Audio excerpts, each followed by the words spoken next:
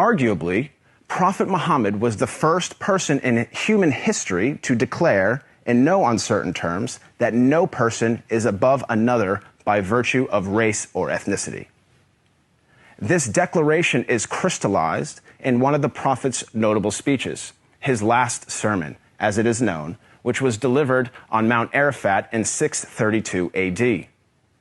In that sermon, the Prophet unequivocally condemned racism when he said, "All mankind is descended from Adam and Eve. An Arab has no superiority over a non-Arab, and a non-Arab has no superiority over an Arab. A white person has no superiority over a black person, nor a black person has any superiority over a white person, except by piety and good action."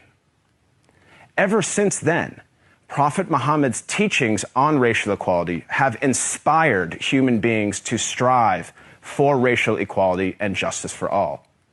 Consider the life of Al-Hajj Malik al-Shabazz, more commonly known as Malcolm X, the black Muslim civil rights leader who battled racism in the 1950s and 1960s. After performing the Hajj, or Islamic pilgrimage, to the city of Mecca, Malcolm wrote his famous letter from Mecca, in which he said, "There were tens of thousands of pilgrims from all over the world. They were of all colors, from blue-eyed blondes to black-skinned Africans. But we were all participating in the same ritual, displaying a spirit of unity and brotherhood that my experiences in America had led me to believe never could exist between the white and the non-white." He added that he had never before seen sincere and true brotherhood practiced by all colors together, irrespective of their color. The Hajj for Malcolm represented a shift away from racism and towards racial equality. The teachings of Prophet Muhammad encouraged all people to strive towards anti-racism, which is quite different than simply non-racism. While non-racists do not openly express prejudiced views, they also do not work to dismantle racism in any given society.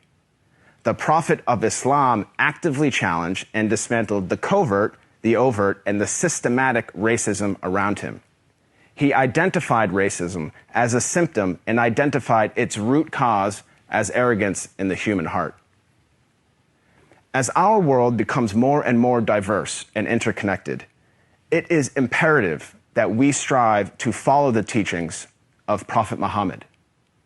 I am not a Muslim myself, but I have to say that I am deeply inspired by the anti-racism of Prophet Muhammad, because he showed that a person is distinguished over another not by race, but rather by the quality of one's character and conduct.